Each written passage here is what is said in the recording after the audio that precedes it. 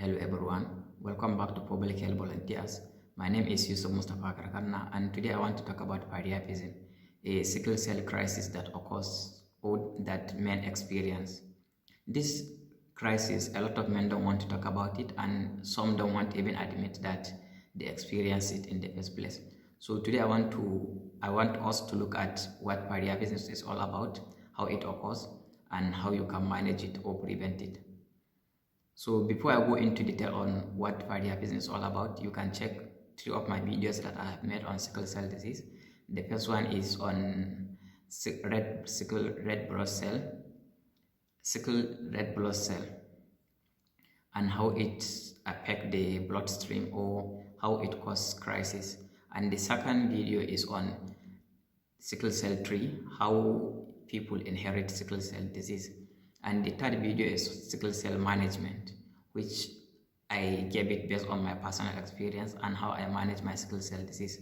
So without further ado, let's get into what periapism is all about. So before we started, let me just give you a heads up that I am not a biology student. I don't know a lot of biological words, especially when it comes to anatomy and physiology too.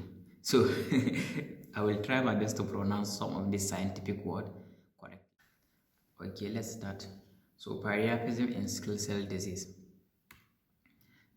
An overview of what I will be discussing today is I will look at what periapism is all about, the pathophysiology of periapism, then why periapism happens, then the cause of periapism or the causes of periapism, then types of periapism, then risks of periapism, then lastly I will talk about what triggered periapism. So periapism is the development of prolonged painful erection known as low flow or ischemia periapism that result in the tissue ischemia and attenuated or absence of return of functional erections. So in a simpler term, periapism is the occurrence or the erection of the penis in the absence of sexual desire. The pathophysiology of periapism. I've already made some lines here, but let's go.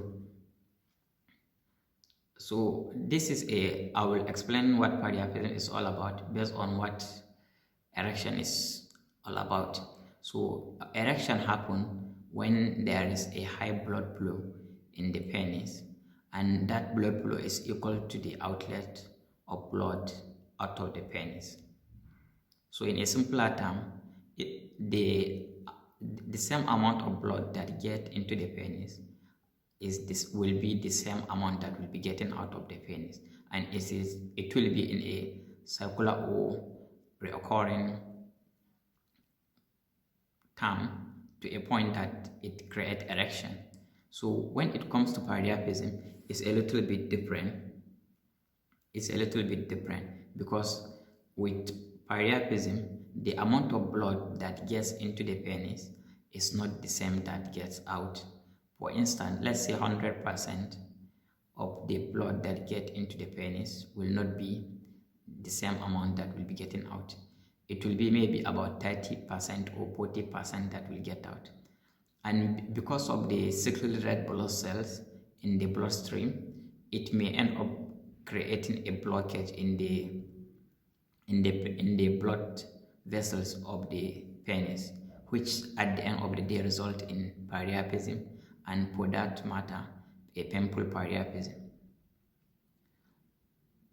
I don't want to try to name all these muscles or all this tissue of the penis because they are hard to pronounce.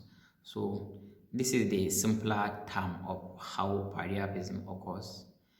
But let's look at why does it happen in the first place. So periapism happens because of a blockage in the bloodstream by sickle red blood cell. So with sickle red blood cells, as it is more with sickle cell disease, the sickle red blood cells are more than the normal red blood cells in most cases, which create crisis.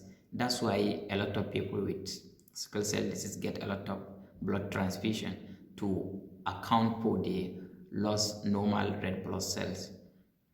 So because of the amount of sickle red blood cells in the bloodstream, it ends up causing blockage to in the blood veins and then create periapism, which alter the constant flow of blood from the penis and out of the penis.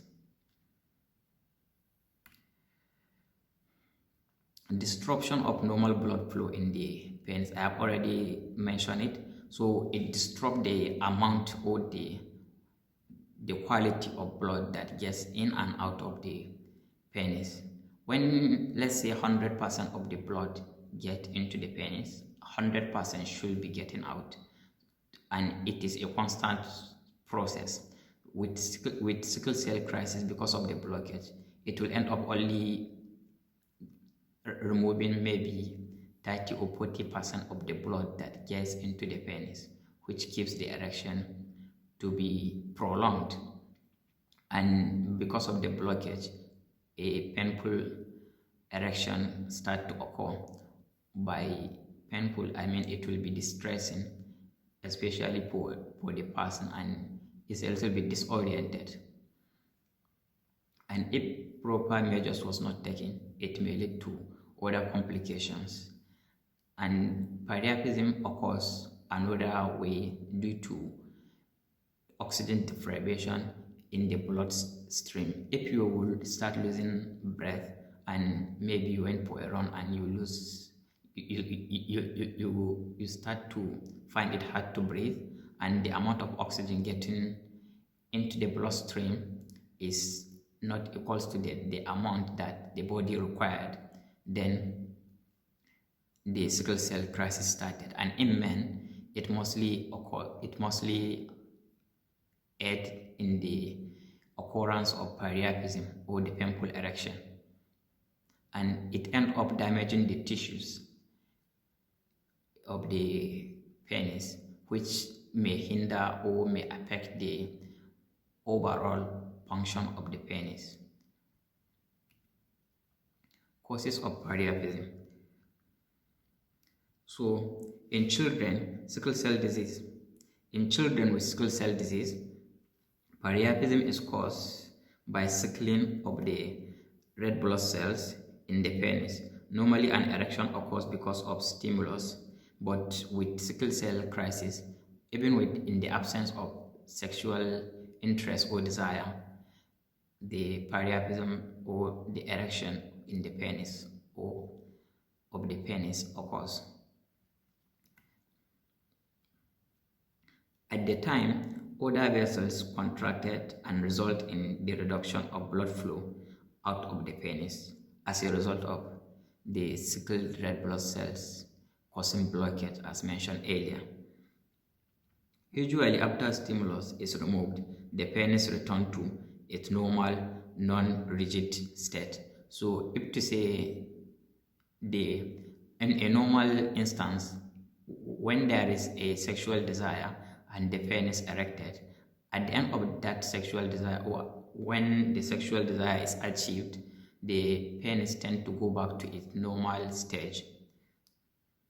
But with sickle cell disease, it doesn't, because of lack of equal flow of blood in and out of the penis.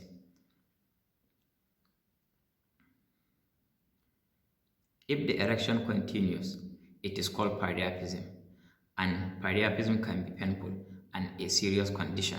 So in of itself, priapism is a whole new, it can be seen as a condition itself, because even those without sickle cell disease may experience periapism, especially those who are alcoholics or who smokes a lot, because smoking reduces the amount of oxygen that circulates in the body. So because of that, it leads to periapism in those men without sickle cell disease. But it rarely happened. But the lifetime experience or the lifetime occurrence or prevalence of experiencing periapism in people with sickle cell disease is about 2 to 35%, which is high. And too much pressure in the penis due to blood flow can lead to periapism. And in this case, because of the blockage, the pressure tend to increase. And because the amount of blood, as I have already mentioned, I will keep mentioning, is not equals to the amount that get out of the penis. So types of periapism. There are different types of periapism. Stuttering periapism, acute or prolonged periapism, then chronic periapism. So let's look at what stuttering periapism is all about. Stuttering periapism is an erection that lasts longer than 30 minutes but less than 2 hours. The erection may come over time, not all the time, and it mostly goes up on itself before the 2 hours period or less than 2 hours. Stuttering periapism may be one-time event. You may experience this once or you may experience it frequently. But in people with sickle cell disease, especially those with chronic sickle cell disease, they experience it more frequently. And it may happen more than once, I have already mentioned. So with acute or prolonged periapism is one that mostly lasts longer than it should be. Acute periapism or prolonged periapism is an episode that lasts for more than 2 hours. This is a serious event and should be taken serious. And when this happens, it is advisable for you to visit the emergency room or to see your doctor. There are other ways they can make the penis placid and return it back to its normal stage.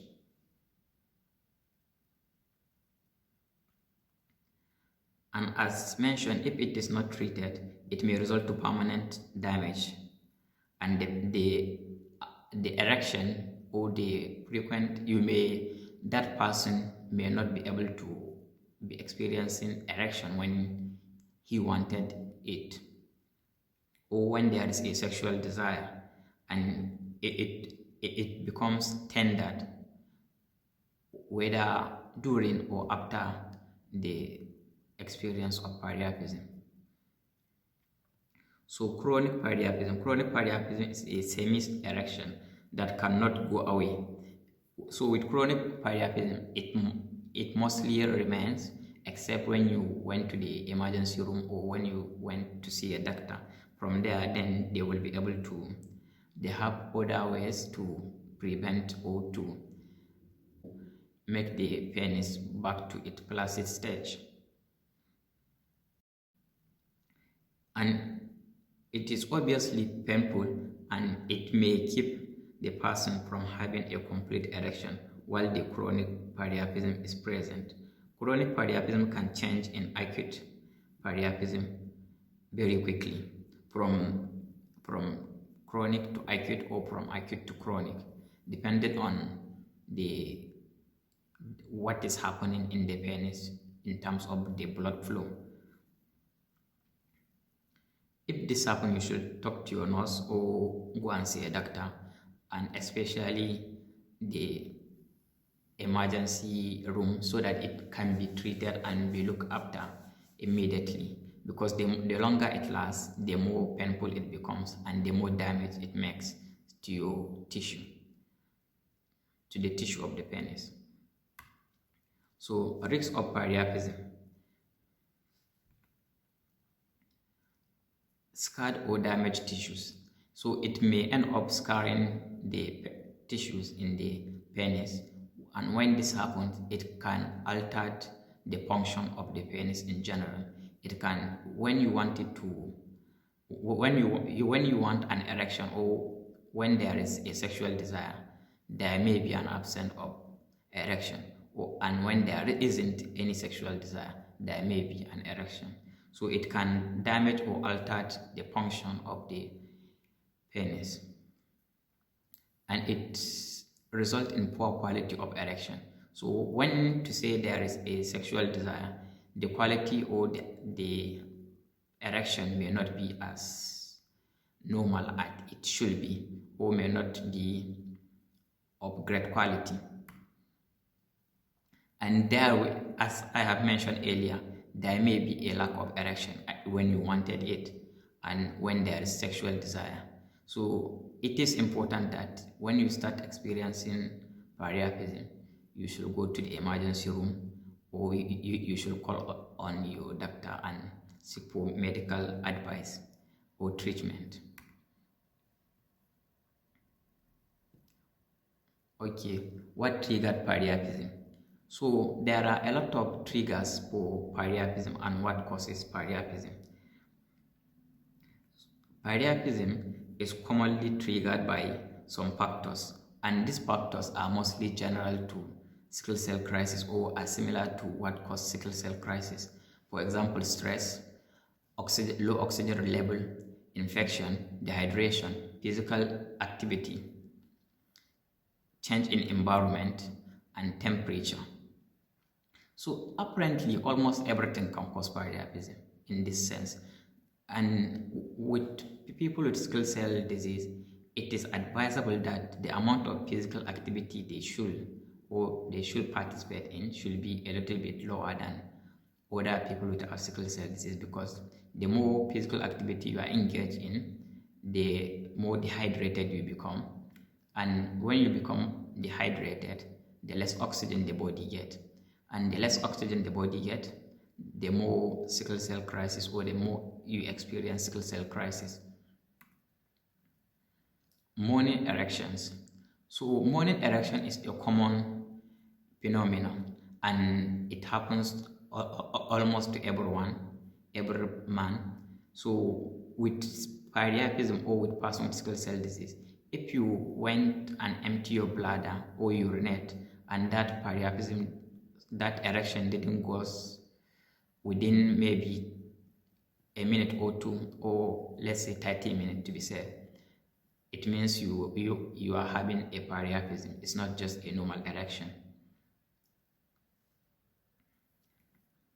So low oxygen in the absence of sickness or history of breathing problem. Low oxygen is a very common phenomenon, as I have already mentioned in my earlier video, that because of the sickled red blood cells, the amount of oxygen that gets into the body or that circulate around the body is less, because the blood normally takes a small amount of oxygen from the lungs to the rest of the body. So the less it gets, the more chances of you having a sickle cell crisis or experiencing priapism. The use of alcohol or smoking. So if you drink a lot of alcohol or if you smoke a lot, there is a high probability of you experiencing priapism.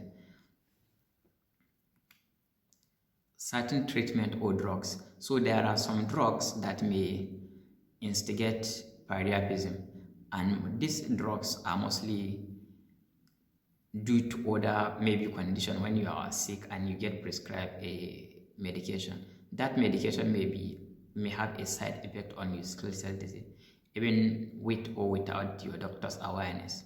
So most of the time, your doctor will advise you that there may be this side effect, especially if you have sickle cell disease, or there may not be. And some certain treatment may result in priapism too.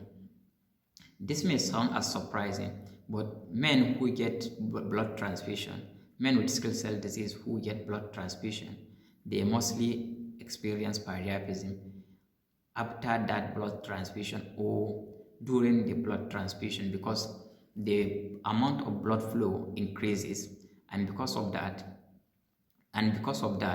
the amount of blood that gets in and out of the penis increases.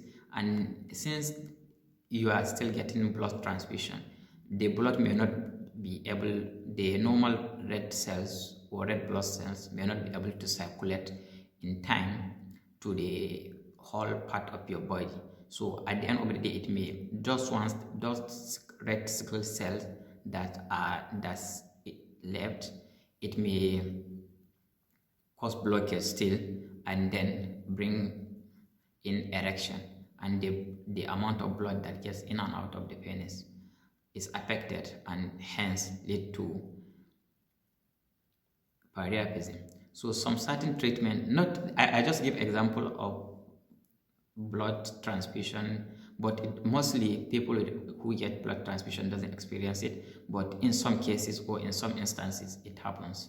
But with blood transfusion, it doesn't last long, because before you know it, in less than an hour or before the blood transfusion end, you may end up getting better, and you may end up not having or losing the erection at the end of the day or at the end of the blood transfusion. So application of ice and cold water. So there are some people who think they are smart, that they can apply ice or water to the penis and it will become placid.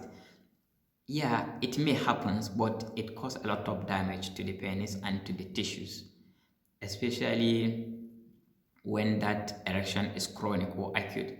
And because of that, if you applied ice or cold, it's basically reducing or slowing down the blood flow in your penis, which because of the blockage, it will reduce or increase the chances of the red sickled cells overcoming the actual red blood cells in the penis, which at the end of the day, you may not have the periapism at that time when you applied the ice, but when the next time you have periapism, it will be twice as worse as it is before, because you have already altered or promote the blockage or the flow of the blood through the penis in the first place. So it is not advisable for you to just,